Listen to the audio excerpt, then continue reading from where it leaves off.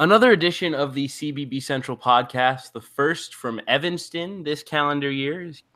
I have returned to Northwestern's campus. Classes begin tomorrow, which I'm not excited about, Brad. But it does mean I'm back on campus where some pretty riveting college basketball is happening. Northwestern pulled out a big win today they desperately needed. A.J. Turner hits a big three. Northwestern beats Illinois in a rivalry game. Now they get Iowa on Wednesday. That's another big one at home that they got to win if they want to dance. So Northwestern keeps their NCAA tournament hopes alive, Brad. Providence is not dead, but they're certainly not very alive right now. No, I mean, that was a horrible, horrible game on Saturday against Villanova. And people asking me, where's Providence? What do they have to do to make the tournament? And I say, they just got to win 12 more games. They say, out of how many? I say 17 or 18. Well, how are we going to do that? Like, what are we going to not make the tournament? Yeah, that's why when we lose to Wichita State and UMass, I am very panicked. And when you tell me, it's early in the season, it doesn't matter. Yes, it does. And now you see why. Well, that game was crazy because I was watching other action. I didn't watch a ton of this, Villanova-Providence game. And Villanova was in control. All of a sudden it balloons to 20. And so I take my attention off it. All of a sudden I see it's 50, 60 to 53. So I switched it back. And it was just an absurd run by Providence. What was the exact run, Brad? I'm not sure, but so it was, at halftime it was about a 20-point game. And then Nova pushed it early second half to 22-ish, 23-ish. And then they just stopped scoring and stopped hitting shots. And Providence slowly but surely chipped away at it, got a few steals, a couple threes from Ashton Langford, and got it down to, I think, 3 at one point. 3 or 4. Yeah, what's so disappointing is even if Providence doesn't come back to win that game, you still had to feel pretty good about Mackay, Ashton Langford going off in this game. What do you have, 20? I think in this ball game. Probably the best game of his career, right? I mean, coming off the best stretch he's had this season. I mean, really started to establish himself in a role, and then he gets the ball down 4 with 20-something seconds to go and just dribbles out the clock for 15 seconds. And just the largest bonehead play I think I've seen in quite some time in college basketball. So this I guess what happened was, so they drew up a play and no one was in the right spot. So instead of calling a timeout, he just kind of waited for people to get into the right spot. But coaches can't call timeouts anymore during live ball. So by the time the message was relayed to a player to call a timeout, it was already 20 seconds. But instead of just being like, all right, no one's in the right spot, I'm the point guard, I'm either going to call timeout or go make a play, he just kind of waited like a robot. Right, yeah. He dribbled because he tried to get around the corner and he couldn't do it. And then he just dribbles it back out to midcourt. And I'm like, dude, just go shoot a contested layup. You'll probably get fouled. Get a screen and go get a bucket quick. If nothing else, at least take a shot. I mean, because the game's over once he dribbles it out anyway. I mean, even if Providence draws up a 3 right out of the timeout, it's pretty much over. The game was probably over at that point anyway. We're probably not winning, right? 20 seconds or 27 seconds down 4. And I think the more systematic issue wasn't the actual play itself, but the fact that we didn't have someone to go get a basket. Right? The ball was in Ashton Langford's hands. There was really no one that we could have given it to say, all right, take your guy off the dribble and get to the rim. That's fair. Yeah. I mean, Diallo is not really that guy at this stage in his career. I mean, he can be that guy at times, but he's more like a slashing type to me than an ISO scorer. And he's not an isolation player. Right. I think he can get there at some point, but that's not what he is right now. Because he's not an explosive athlete. He's someone who he's 6'7" and he's a 2 guard, and so he just kind of overpowers smaller players. He's great in the mid range. His 3-pointers going in, off spot shooting, but he's at his best posting up like a 6'4" 2 guard, and kind of working them, and they just can't stop him. And he's a great offensive rebounder, but in terms of a last shot, he can't get one. Like, he doesn't get enough lift on his jump shot, and he's not super explosive to get to the basket. Yeah, I mean, and Reeves might have been that guy at some point, but in the season, but obviously he's out. Leeds Providence in a pretty rough spot. They're gonna have to find a way to win some road games. I mean, it's not a game you expect to win preseason. Like, I don't think if you were mapping out the path, I don't think winning against Villanova was ever the guarantee, like an expected win on the schedule. It's a game they could have won, but Providence got to win on the road if they're going to dance. I mean, every team's got to win on the road if they're going to dance. But Providence definitely in a dire spot with the 2 bad losses already, and then 2 Big East losses, at home. Yeah, because I mean, when after the Texas game, and I would tell people, all right, we need 12-6.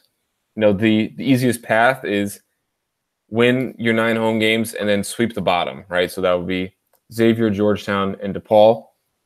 But it looks like Georgetown's a little better. Well, all right, because like for the Big East, like to maximize bids, like 7 bids was on the table, but you can't have Georgetown beat Butler, you can't have Seton Hall lose to DePaul, because for the teams with poor resumes right now, like a Providence, maybe, even like a Butler, it's not that they're losing to the bottom. It's that the teams that they need to beat to bolster their resume lost to the bottom, which inherently kind of drags down the resume, right? So like Seton Hall, if they win their 6 bottom games, right, maybe they end up being 13-5, but now that they have a loss against the bottom, maybe they lose at Georgetown too. Now maybe they're 11-7. That could be a difference of 2 or 3 seed lines. Which when Providence is trying to build a case for NCAA inclusion, you'd rather beat a 13-5 Seton Hall than an 11-7 Seton Hall, and you have to beat them either way. So it's not like, oh, they're worse, so we have a better chance of beating them. No matter how good they are, you have to beat them. Yeah, I mean, I think the big thing for me is coming into the Big East season, I think we both agreed that there was a bottom 3 very clearly in Xavier, DePaul, and Georgetown. We didn't think those teams would cut it on a night-to-night basis with the rest of the conference, and it's pretty clear at this point that they do. Maybe less so Xavier, but I mean, DePaul's had big leads in every game they've played. Beat Seton Hall today at home. That's a game where if DePaul can protect their home court, that's going to be really interesting in that conference. Even if DePaul got 6 or 7 Big East wins, that'd be pretty large in terms of how this conference is made up and how its conference gets tournament bids. It's gonna be really interesting to watch. And Georgetown obviously was better than we thought they'd be against St. John's. They already have a win in the conference, so it'll be a really interesting Big East to watch the rest of the way. If I could just bring up one last thing on Providence. So, Cooley, he gets a lot of credit nationally, and it seems like the narrative is like Providence fans shouldn't criticize him because you should be happy with what you have. And I think most of the criticizing people say he doesn't run any plays, which is just the dumbest thing. Like he runs sets every single time down the floor. So that's I don't know what people are wanting with plays, but they run them. He's good at X's and O's. The plays work for the most part. I mean, there's nothing to complain about there. Obviously, nothing to complain about with recruiting, but I think his lineups and just like the combinations he goes with are just so dumb.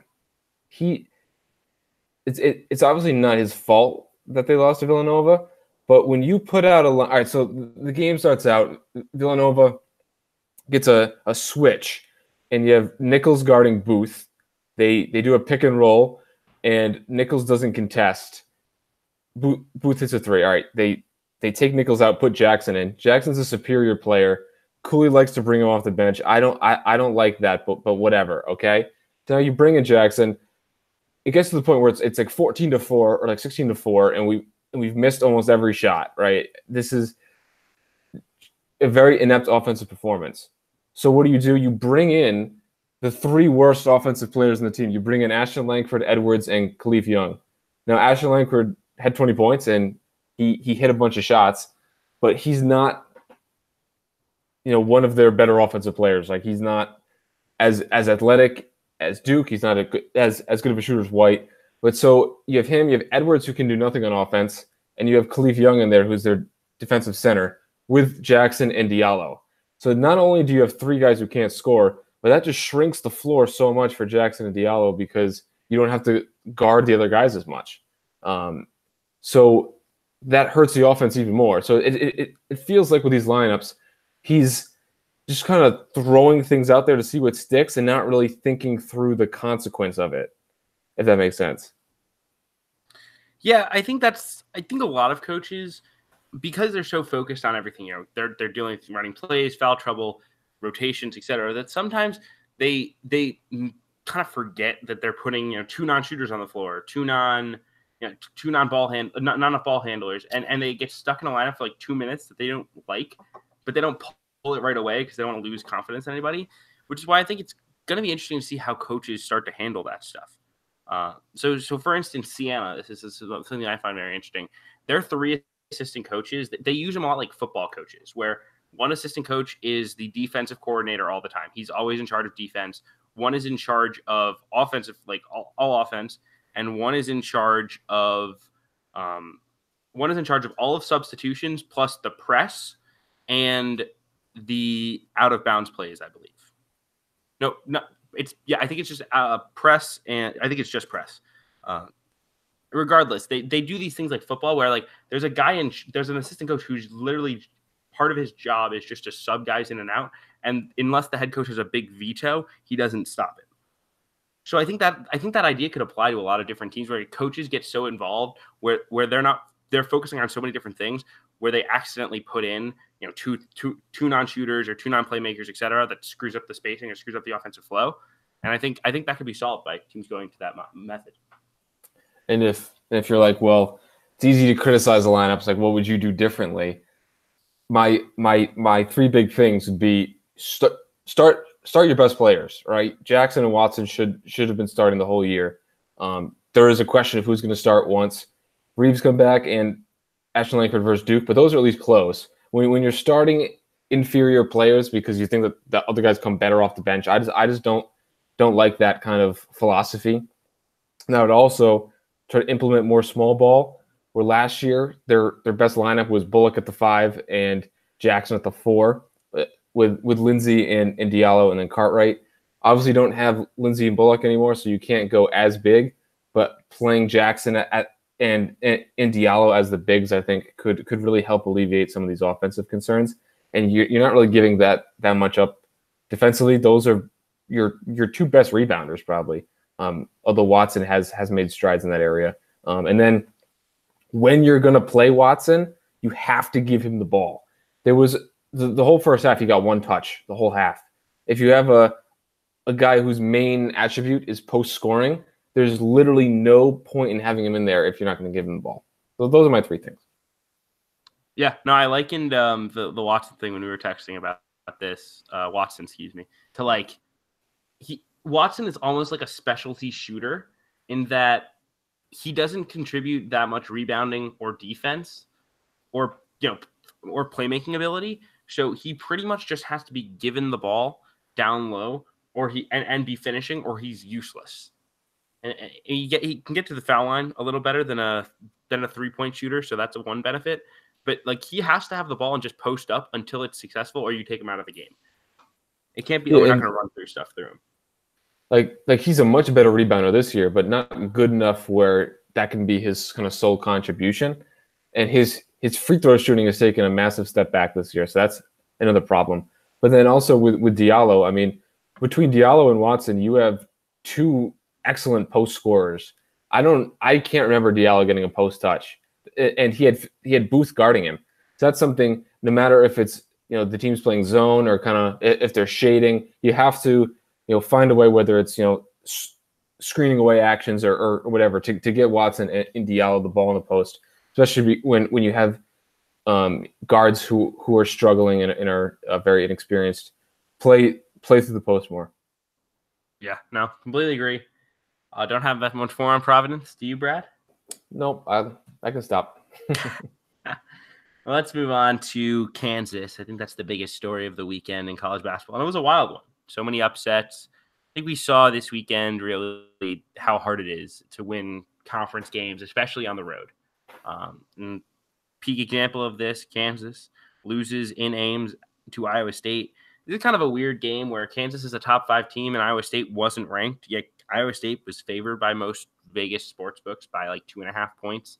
And Iowa State just flat out looked like the better team in this ball game. And then Kansas was obviously dealt a even bigger blow today when they find out that Udoka Azubuike is going to be out for the year with a hand injury. He's a torn ligament in his hand.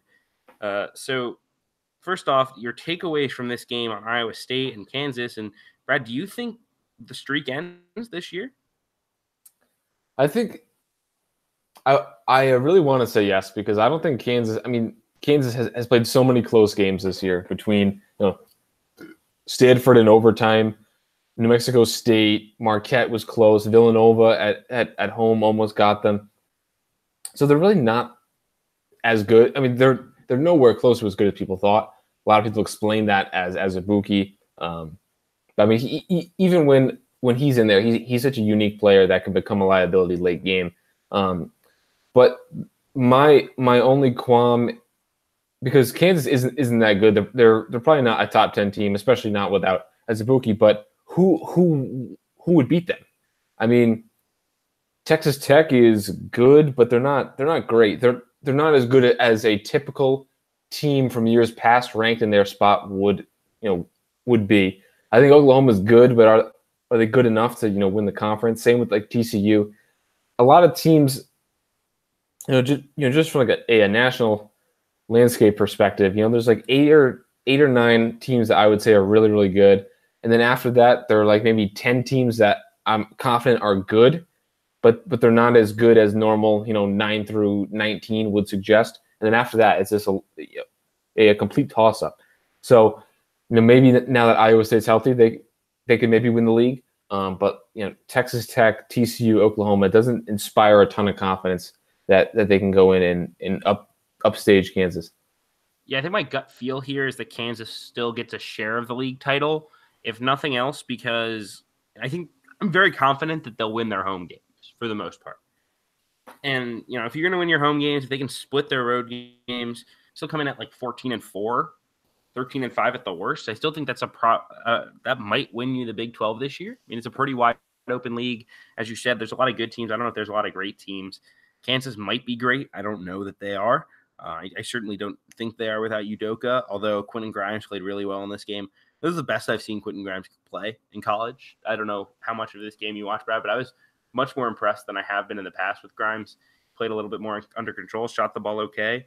Felt like he found a nice rhythm in this game. But, I mean, Iowa State is just super fun to watch. And they can space you out. They have so many guys who are versatile athletes who can do a ton of different things with Shayok and Nick Weiler-Babb. Halliburton's really been, a difference maker for them as like a true point guard. And Horton Tucker's still getting there. Wigginton's getting healthy. The depth is coming, as you said, with the health. And watch out, because this team is fun to watch, especially in Ames. I think my gut feel still says that Kansas wins this league, but I think my gut also says that Iowa State might be the second best club. It becomes almost harder to explain how this Iowa State team got just trucked by Iowa and lost to Arizona and Maui. Obviously, they weren't healthy, but they still had that core. There's still much of the core other than Wigginton was in place. I guess the depth was the base thing against Arizona, at least. But I mean, it's hard to explain those two performances because they've looked so dominant at other times. Yeah, because I was very surprised at how good Jacobson was, especially, and then Halliburton too. And then I saw that Wigginton came off the bench yesterday, and so did Lard. So it looks like that they're going to still kind of roll with their core for now, and then kind of slowly integrate these guys into bigger roles. But like Solomon Young played 1 minute at the end. I saw that he hit a 3-pointer there. Guys who were in the rotation earlier, like Condit and Griffin and Lewis, look to be on the periphery. But I like the move from Steve Prohm to kind of keep with what's working. And a guy like Solomon Young, who started the past 2 years, right, as a center and then as the 4 last year, to be completely out of the rotation when there are superior players. I think that's a tough move, but it's certainly the correct call there with how well Horton Tucker's playing at the 4, and then Jacobson at the 5.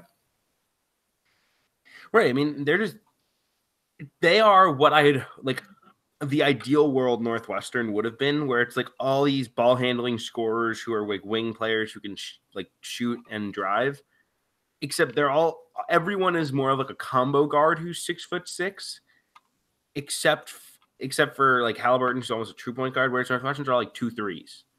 You know, like Taylor Horton Tucker was a high assist guy in high school. Like he can really pass.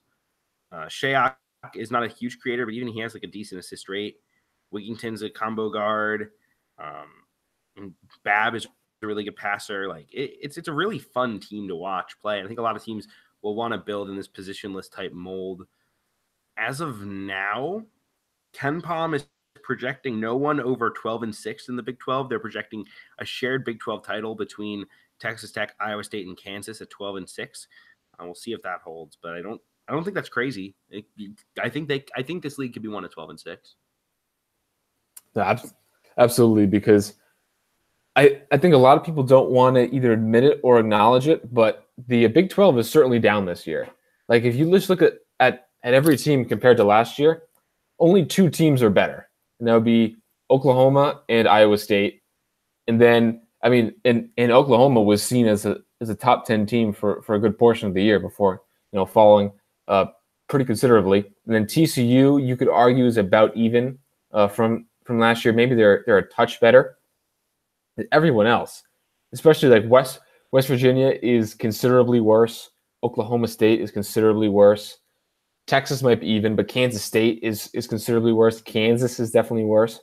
So the Big 12 is certainly, it's certainly down, but that also adds a little more intrigue where the teams are still good, right? Like the league's still going to get 5 at minimum, 7 at absolute maximum in terms of tournament bids. Probably 6 is what they end up getting.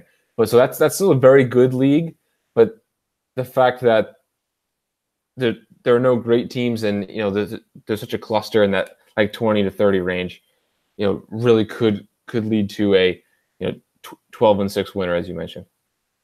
Yeah, it's gonna be really fun to watch because they're not gonna be down much from a bids perspective, but I think you have to at this point concede that the league is a bit down in terms of where in terms of its top end teams, because like Texas Tech is, I don't think anyone would say they're better than last year's Texas Tech, but they might win the league this year, and they weren't really that close to winning the league last year. Texas Tech is probably the biggest example of a team that is benefiting in terms of ranking by like the whole national picture, where I think they're probably more of like a top 20 to 25 team.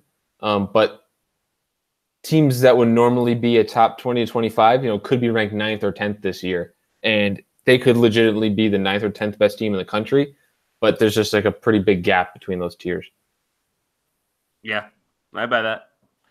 I certainly do buy that. Another road game that the road team, who is considered an elite team in college basketball, just flat out didn't show up. Nevada goes to the Pit, really tough place to play, and just gets thumped by New Mexico. Nevada's played with some fire over the last several games where they get off to slow starts and the Martins just take control in the second half. They pull away, win by 15, and no one really thinks the slightest of it. In this game, they dug themselves a bit too big of a hole. New Mexico really bothered them with their 3-2 zone. Carlton Bragg and Vance Jackson both played really good basketball. And like, I guess how much do you panic here if you're a Nevada fan, if you're following this team? Were they just overrated up to the top 8, and this is more of a top 15, top 20 team that's capable of losing? Is this just New Mexico, gutting back to what it could have been all season long now that Bragg is back? What was this game, Brad? It was just wild. First, can we talk about how – so I flipped this on, right, and it's like Nevada's down 12. We go to commercial. I'm scrolling through Twitter. I'm like, I feel like this has been a very long commercial break. We come back, they're down 25, and they're like, oh, sorry for the technical difficulties. Did you experience that too? I was bouncing back and forth. I just do not remember going from 12 to 25. Like, I remember going from like 12 to 17. Like, I watched it grow from like 17 to 25 because I was at like the U8. I turned it on like halfway through. I was watching the Siena game, and you watch the lead grow. So I do not think I experienced such an outage. I remember like Caroline like went to the basket, either got like a charge or something, and they I think Cody Martin Caleb Martin just hit some free throws. It looked like Nevada was about to come back, and then we come back from this extended break, and it's like 21 or 25, and it's like, all right, this game's over. So then I flip back to, I think Oregon State maybe, but yeah. In terms of the actual question at hand, I think New Mexico's season was sunk once they lost Jaquan Lyle. I mean, he was just so important to their expectation. I mean, this guy who averaged double figures in the Big Ten, playing point guard, he was going to be a very integral part of this team. But in terms of the win, I think this is more of a fluke. I mean, I remember in Cooley's first year at Providence, it was one game. It was the 25-year anniversary of the Final Four team, which is coached by Rick Pitino, and it was Louisville at Providence, and Providence just won by 30. Like Providence ended up being 4-14. Louisville ended up being like a highly rated like tournament team, but for some reason Providence just came out and just won by 30. And Pitino didn't even come out at halftime when they honored the team. He stayed in the locker room because he was he was embarrassed. But it's just sometimes these things happen. It's just like a crazy anomaly. Yeah, I mean, certainly no one thinks that New Mexico is 27 points or 28 points better than Nevada. But, and obviously Anthony Mathis, hit shots. He put up 27 in that game. I don't think Anthony Mathis is typically going to get you 27. But, for a team that, is really still finding its identity, to have Vance Jackson, who this season has been up and down. He's had some good games. Had like the 27-point performance against New Mexico State early in the year. We also had 1 point against Central Arkansas. He had 10 points 2 consecutive games after that. Season opener at 7, 3 points against Bradley. For him to go out there yesterday and put up 18 points, 10 rebounds, 7 assists, and 2 turnovers. I mean, he was just terrific. And for a team, they're still finding its way. And New Mexico wants to press under Paul Weir. That's kind of their MO. But for a team that has Vance Jackson, 6'8", long athlete who can do a lot of things. Corey Manigault, 6'8", long athlete, can do a lot of things. Dane Kuiper, versatile defender. Even guys like Kareem Ezzedine, who's like a long four-man. Like, they have a lot of length. Makuach Maluach is like 6'10" wingspan. Like, they have so much length. And then Bragg, obviously, anchoring it at the 5. They can cause problems in that zone, play more of a half-court style, and then play through Bragg and Vance Jackson on offense with the shooter and Mathis. I think they can be dangerous. I mean, obviously, that's not Nevada. Nevada got sped up. They didn't look like themselves at all. They couldn't really find any flow offensively, which is a big concern going forward. But, I mean, yeah, I think it's a flush for Nevada. I'm not going to bump them down too much in my rankings just because it's one game. I've seen them. I believe in them still as like a top 10, top 12 team in college basketball. But I mean, no one saw that coming. No, and then I mean, from Nevada's perspective, I have no idea where to put them in a top 25. I'm leaving them at 9, which is probably, I think I had them at like 7 before. I just moved them down to 9. I feel like that this is going to end up being an anomaly, and Nevada's still only going to have 1 or 2 losses by the end of the year and be a 2 seed or 3 seed because their Arizona State and USC wins are not appreciating well. But I mean, yeah, they'll be a 2 or 3. I'm sure they'll have a gaudy record and make a second weekend at least. So I don't think that this is a championship level team. It's just the playing with fire too much. I mean, when you have teams like Michigan and Duke and even Gonzaga and in Tennessee that are consistently playing at a level, and then I think Nevada is clearly a tier or 2 below. Yeah, I think that's pretty fair. I think they can beat anyone in the country, and obviously the experience will help, but I don't think they stack up that well with some of those elite teams in college basketball.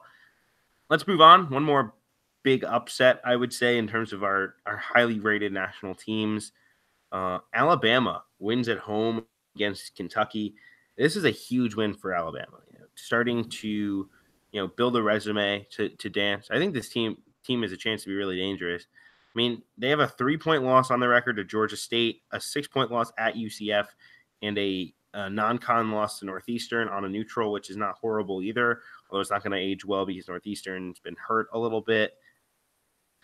That said, I mean, that team looked really good against Kentucky. Tevin Mack was hitting shots from the outside. They got a really good game from Herb Jones. Kira Lewis is such a playmaker. Dante Hall gives you a double-double. They got some bench stuff, just solid minutes in terms of guys like Riley Norris, John Petty, Alex Reese gave them minutes. For Kentucky, it's a frustrating loss. I mean, this is a team that I was ready to jump all in on the bandwagon. They come out and they don't play great. I don't think they played that badly. They had a chance to win this game late, but I mean, Ashton Hagans was solid. Keldon Johnson was pretty quiet to me. PJ and Reed Travis were kept in check for the most part, and the bench continues to be a bit thin for John Calipari's group.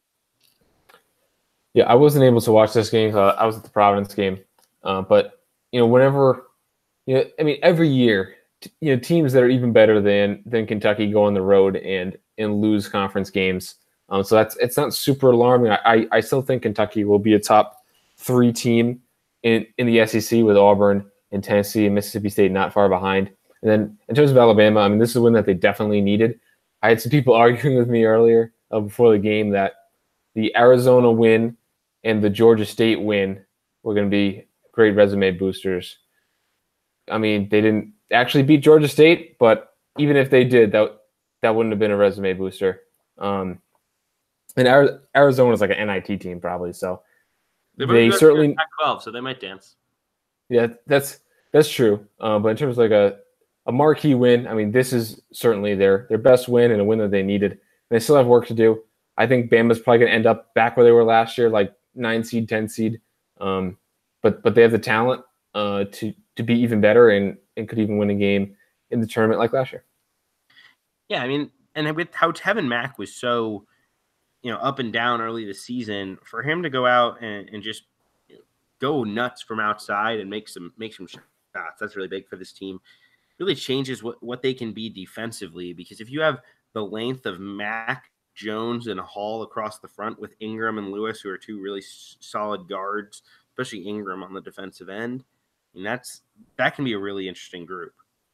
So I think Bama's gonna be a really interesting team to watch in the SEC. I do think they're probably closer to the bubble than a lock at this point, but I could see them maybe creep up into the 6, 7, 8 seed range.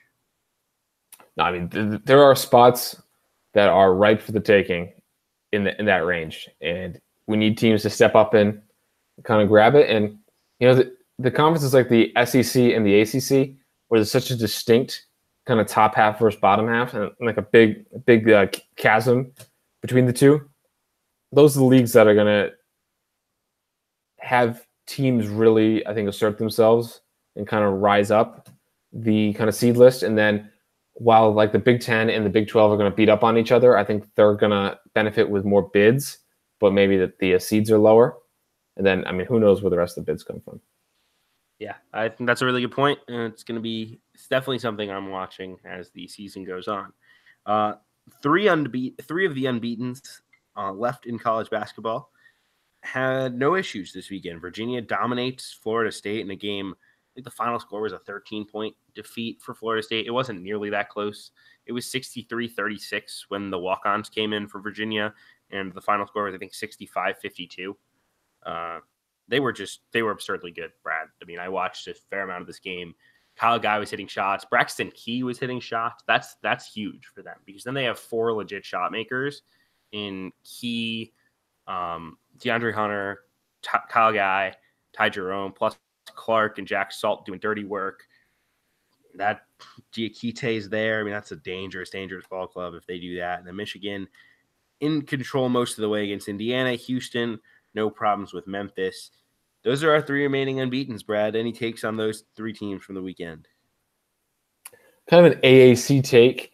I think that the conference is a lot worse than I and many people realize, especially with that Cincinnati loss to East Carolina. I think that they just kind of went about their business, didn't lose a ton of bye games, but when it comes down to it, I think teams like UConn, Cincinnati, even like a Temple, which struggled with a Wichita State today.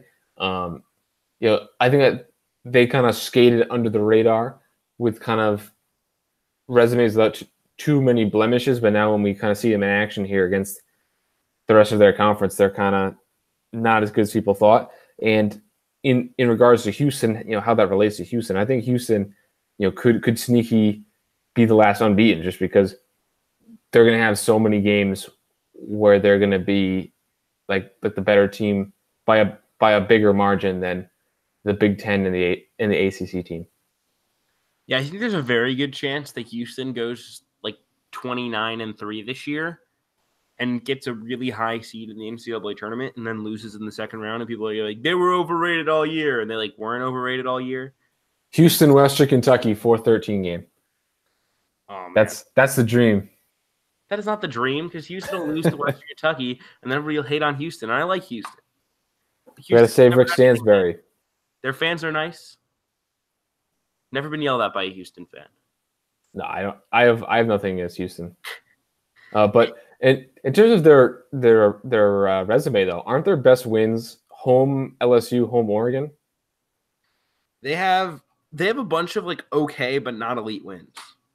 So they have a win over BYU in Provo. So that's probably nothing. Yeah. They have a win over Oregon at home. They have Oklahoma State, right? They went at Oklahoma State and won. They beat LSU at home. They beat St. Louis at home. They beat Utah State at home. So they beat a bunch of like decent but not NCAA tournament teams other than maybe LSU and St. Louis. And most of it was home. Yeah. Yeah, so they have work to do. Although, I mean, I know it's like a cliche for someone to say the bubble is bad and then to call out said person saying the bubble is always bad. No, the bubble is going to be bad this year. Yeah, no, I agree. I think Houston will be fine. I mean, they have work to do to get a high seed, but they're not going to have too much difficulty. I thought that UCF and Cincinnati were going to be NCAA tournament teams after non-conference play. I still think that. But Cincinnati, man, like I was all in. I actually ranked them last week because I was looking at their KenPom numbers and they're super good on offense and defense. I watched a little tape. I thought they looked better on offense than I had expected recently. Looked at their schedule. It seemed they'd won some games with the only real blemish being Mississippi State, and that's a good team. They lost to Ohio State. That's another good team. And they'd go out and they lay an egg against East Carolina. It was super frustrating.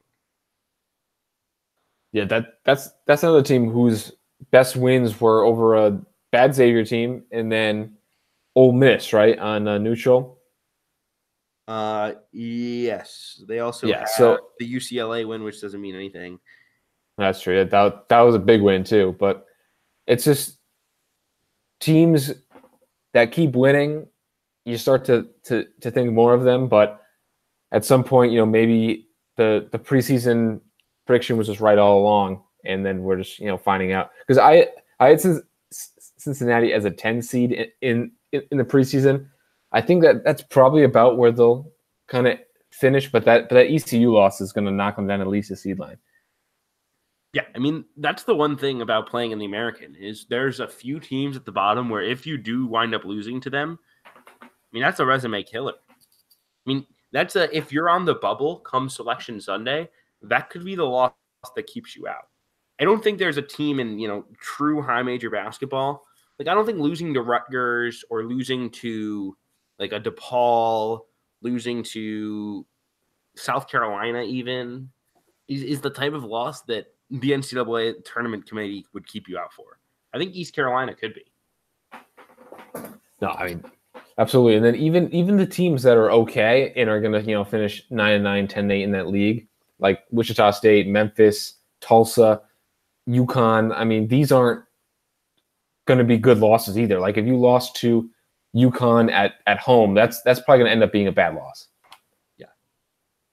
Yeah, I mean, if you're gonna have to win your home games, that's gonna be the biggest thing in that conference, no doubt about it. If they want to get several bids, I think they can get 3. I think it's a reasonable goal. I don't know if they will though. Definitely something to watch. Um, Michigan State beats Ohio State at Ohio State. Ohio State looked like they were going to win this game for quite some time. I watched almost all of it. Brad, I know you were headed to the Providence game. I don't know how much you saw, if any. I was super impressed by Ohio State, and I was super impressed by Michigan State. I mean, Ohio State was very well prepared to play Michigan State. It's always interesting to watch a team play 2 games in a row, because I watched Michigan State play Northwestern, and then I watched how Ohio State dealt with them the next time out, and to see the differences that Ohio State made in order to keep Michigan State out of transition, keep them from executing in those scoring attacking after made basket situations was really impressive. Wesson is absurd. I mean, no one realized that Wesson would be this good. I certainly don't think either of us did, Brad. I mean, he looked like an All-American in that game. He's not going to be, but he looked really, really good. And CJ Jackson stuff, the stat sheet, they get just enough from those 3 guards in Muhammad, Washington, and the grad transfer in Woods. And then they've got role players who just do their thing. Like Andre Weston and Kyle Young play the 3 and the 4, and they just make plays when they need to. And I really like this Ohio State team. I'm certainly not selling my stock, but Michigan State, Nick Ward is a dog. Cassius Winston is really, really good. I'm not convinced they're not the best team in the Big Ten, despite Michigan's obviously undefeated season so far. And they won that game without Josh Langford too. So indeed, they did. For Ohio State to lose to a top 10 team at home without one of their top guys, I think that doesn't necessarily mean that they're frauds at like number 12, but I think that does kind of show that they're in a normal season, that would show that they're closer to like 2025. But this year, that could be good enough to still be a top 10 team. And I've been surprised as to how good Caleb Wesson's been. And then I guess Dwayne Washington's like the one role player that's like exceeded expectation, but it's not like they have a ton of breakout guys. This is a sum of the whole is greater than the sum of the parts scenario. I mean, I think Kyle Young averaging 8 and 5. Yeah, Young too is pretty big, and obviously Weston's been a breakout guy. But then a lot of people were hyping up Jadion Ledee as like a impact player. I know that there were multiple Rothstein tweets about that, and then I thought that Musa Jallow would be a bit better. I think Keyshawn Woods, I thought he would average maybe like 12 or 13 points a game, and then making the evaluation in the preseason, I would have thought Micah Potter would have been the backup center, and thinking he would be the backup center would have meant that I thought he would be better than Kyle Young. That's fair. Yeah, I'm feeling very good though about putting Ohio State in the top 5 of the Big Ten preseason. Just betting on Holtman, that looks pretty good at this point. We'll note on Michigan State, Xavier Tillman being able to like legitimately step out and shoot a jump shot and pass, and not just be a 5, but also play some 4 next to Nick Ward is super scary. I mean, especially next year once Nick Ward's graduated. I mean, Xavier Tillman could be a 6'8" bruising big man, 6'8", 6'9" bruising big man with back to the basket skills who can also hit threes and pass. Watch out. Well, so Ward's back for next year, right? So then he's not a senior? Oh my God, he's a junior. How is that possible?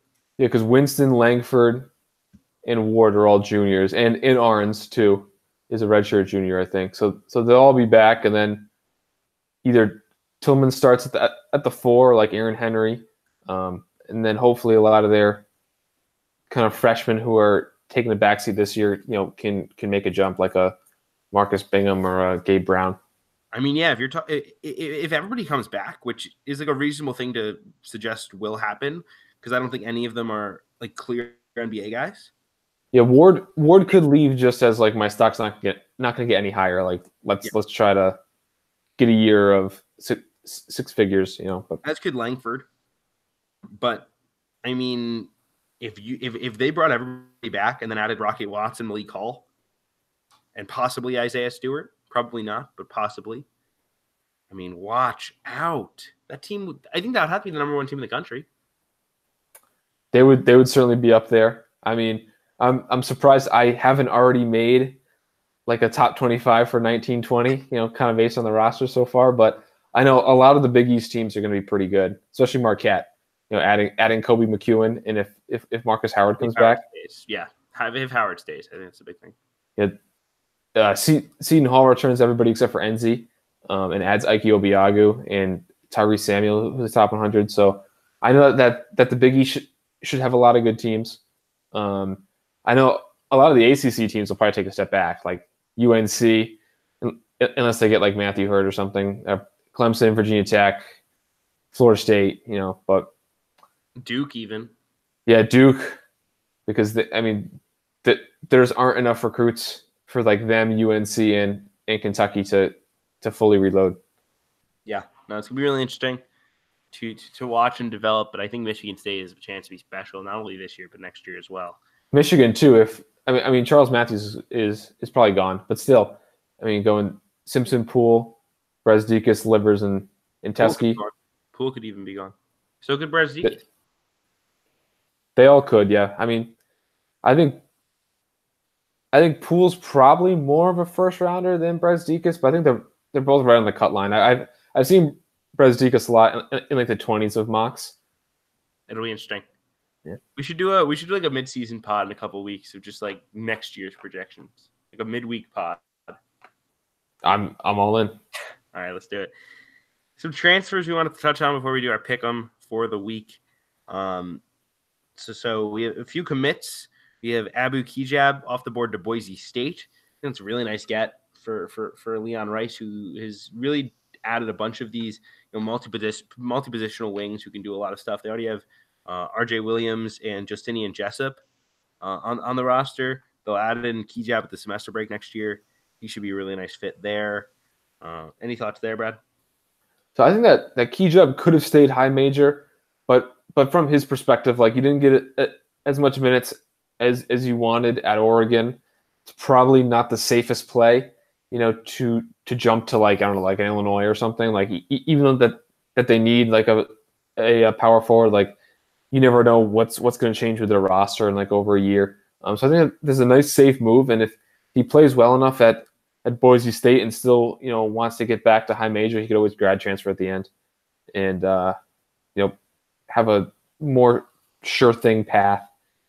Yeah, I think it was a very smart move. So many guys just go to the highest offer. If you're transferring down, go where you're going to play, and he's going to play there. So I think it's a really good fit, without a doubt.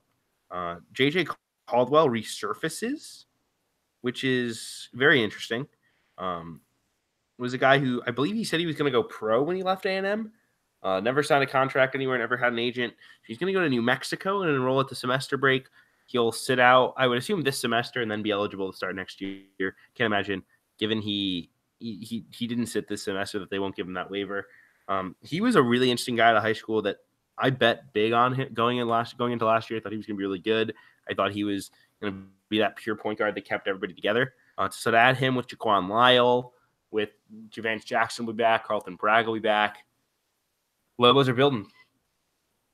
And then McCook Maluik is back, and you add Zane Martin. Yes, indeed. I mean, if they don't make the NCAA tournament next year, there's serious concern, both with the entire conference and with New Mexico, because I mean that's just a loaded team, and loaded with veterans and pieces that should fit. Well, I know you like obviously these guys are all talented and they're veterans, but at some point, do you stop taking guys like this? Like JJ Caldwell basically got kicked off the team at Texas A&M because he was just in trouble all the time. Jaquan Lyle was a problem at Ohio State. Vance Jackson, I've heard things about, who's maybe not being the best teammate, maybe struggling to fit in a role. Carlton Bragg, obviously, tons of issues off the court. I mean, at what point are you just bringing too many bad egos into the roster and it just blows up in your face? I mean, that's always a concern, but I think when you're at such a disadvantage, being at a Mountain West that has kind of devolved into a true mid-major league, I think to get yourself back You just got to take the talent. And in terms of like roster fit, I mean, you have a guy in Lyle who can play both guard positions, who can score. Caldwell's his pass first point guard. Martin can shoot it and can score. Jackson is a stretch four. Maluik can space from that 3 spot. Bragg is perfect roll the dice at the 5. Very athletic for a 5-man. So basketball wise, it fits. The chemistry stuff is a TBD, but I think it's certainly worth the move. Yeah, it's definitely worth a shot. It's just a question of will the pieces kind of come together. One more commit on the transfer market. Chase Johnson off the board chooses Dayton over Pitt. And that's a little surprising to me, even though I think we both talked about this on the last pod, or maybe 2 pods ago, that Pitt made more sense minute-wise. And he was coming off a visit to Pitt during that North Carolina game where the crowd was, absolutely rocking at the Pete, and they obviously needed players because they got blown out. Instead, he chooses Dayton. That's a big win for Anthony Grant. Yeah, because especially, I mean, not to spoil our next topic conversation, but when Kofi Cockburn commits to Illinois, domino is UConn probably gets their center before Pitt does, right? So UConn gets Qudus Wahab, let's say, and then where does Pitt go from there, right? So they have minutes at center. They also have minutes at the 4. So Johnson, who can play both, he's not really a floor spacer, which is why I think Pitt would have been the better option because he could play some 5. Dayton with Obi Toppin, who's a budding star, and then Jordy Chimanga, the Nebraska transfer, is he's a 6'11", 270. He's a very specific archetype. And then the fact that Johnson doesn't space the floor, I think, like you would never want to pair Johnson and Chimanga together. So that kind of his fit is very unclear at Dayton, whereas at Pitt it was very straightforward. Yeah, no, I agree. I don't think the fit makes a ton of sense, but it doesn't hurt to add a high level talent. I mean, I know you're big on Johnson. I haven't watched a ton of him, but I think he could be a nice piece, without a doubt, for Anthony Grant, who's building something pretty nice at Dayton right now. A couple transfers out. We mentioned Jordan Usher on the last podcast, who's basically kicked off the team at USC and been suspended for, I think, a violation of team rules. He was visiting Georgia Tech this past weekend. All signs point to him heading there. That's a great gamble to me. If you're Josh Pastner, just go get a kid with talent when you're not going to be able to get a Jordan Usher on the recruiting trail. I tweeted about this. Basically, if Georgia Tech and Josh Pastner can get 1 or 2 good recruits, like a Mike DeVoe, you get a couple of good transfers from high major schools who have high major talent, like a Jordan Usher, like a James Banks, and you develop a couple guys like a Jose Alvarado, you've got something. Like an Alvarado, DeVoe, Usher, Banks, and wing of your choice, like Curtis Haywood, maybe you get a grad transfer. That could make an NCAA tournament if everything clicks. I like James Banks a lot. I mean, we'll see, but I think that'd be a really nice landing spot. Caden Archie's leaving TCU as a pretty well-regarded freshman, leaves pretty quickly. I know there's buzz about Illinois there. So that'd be an interesting landing spot for him as well. We'll see if that transpires.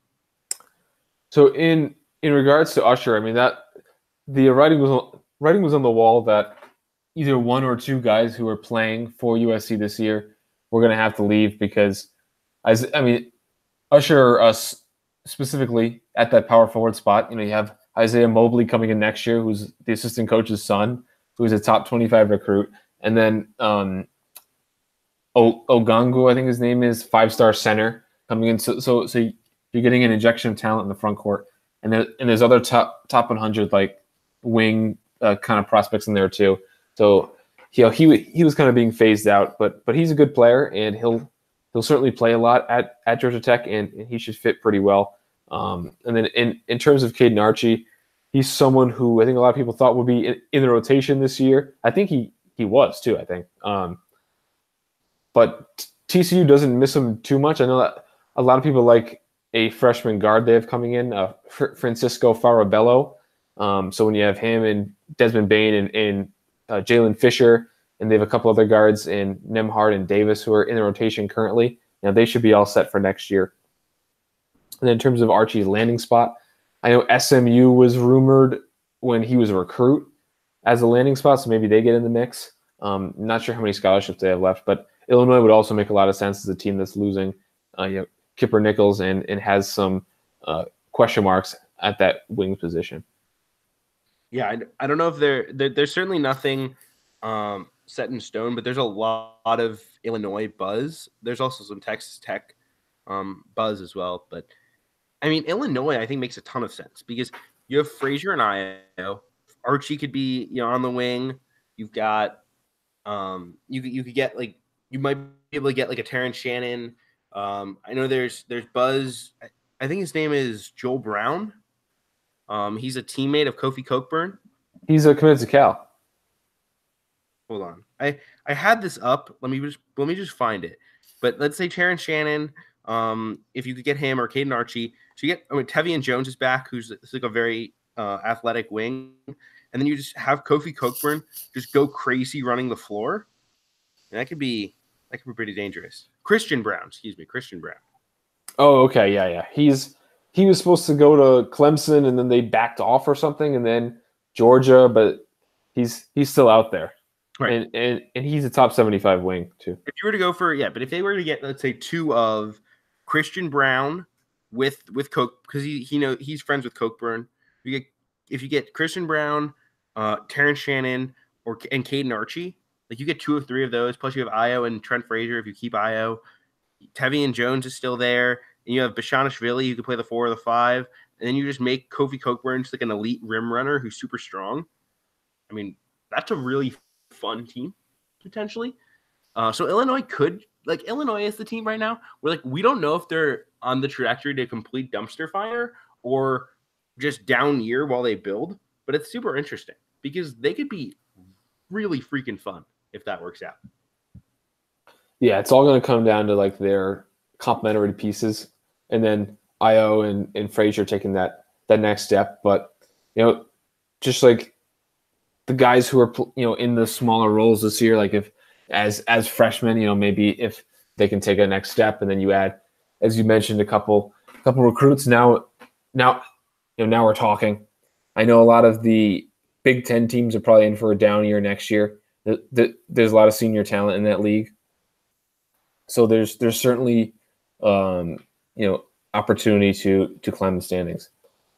Yeah, no, completely agree. And then the one other recruiting news, Symir Torrance, right now a 2020 kind of combo guard off the board to Marquette. I've been watching this kid for a while. I think he's really good. The good chance he goes to 19, which would be really dangerous if he winds up a 2019 kid, and he could join that current group that they're already building. But regardless, a really nice get for the Golden Eagles. Yeah, he's like the exact opposite player as Marcus Howard, but I think he's kind of roll next year, whether they bring him next year or a redshirt next year.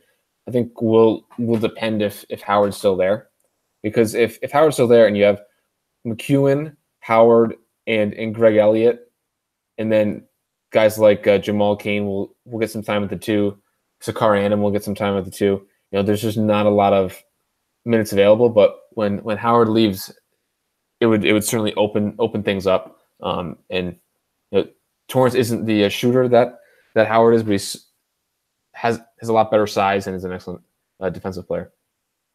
Yeah, I think he's almost like the anti Marcus Howard. Like he's a stat sheet stuffer who doesn't really shoot it. But I really like that kid. I was hoping he'd go to Siena. He visited twice. It was never happening. Then I was hoping he'd go to Northwestern. We made his Final 8. That wasn't happening either. I'll be rooting for him at Marquette. Everything I know about him, he's a good kid. He'll fit well. Anything else this week, Brad, before we move on to pick him?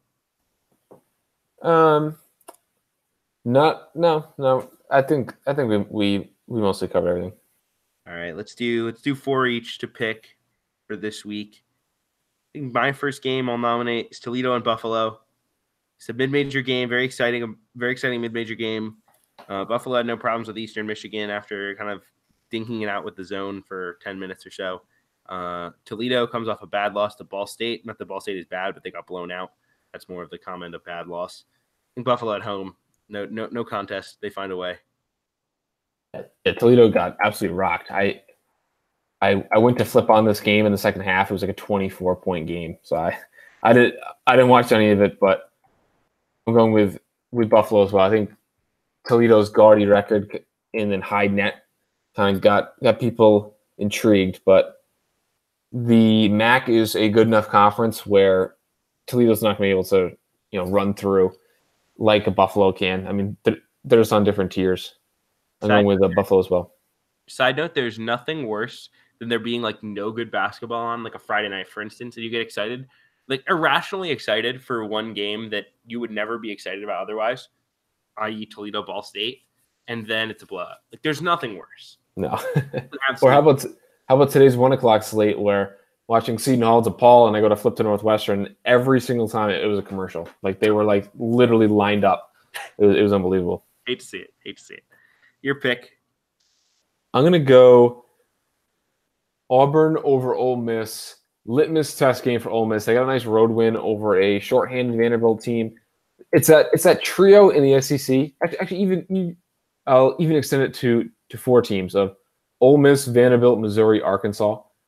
I don't know anything about where these teams are going to finish or just how good that they are from a national perspective. So this will be a big litmus test game for Ole Miss, but I'm going to go with Auburn here.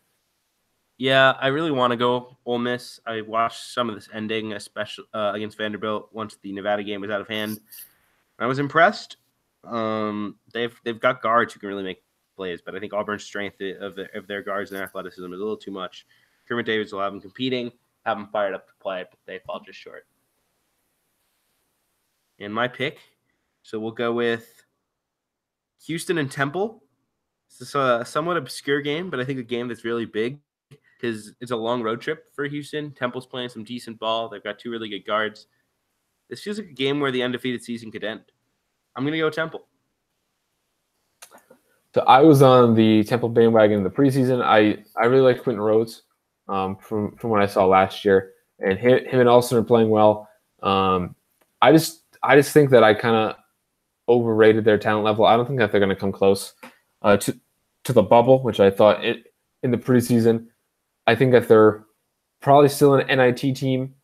Could be the 4th best team in the AAC, but I think Houston continues their unbeaten streak. I think Houston's just on another tier. Kind of mentioned that with Auburn and Ole Miss, and then Buffalo and Toledo. But road games are tough. But when there's such a talent disparity, the better team still wins most of the time. It's just when they lose, it makes the rounds. If that makes sense. Yeah, no, that's very fair. It's an excellent point. Your pick. My game here, I'll go with NC State over UNC. I think these are very comparable teams.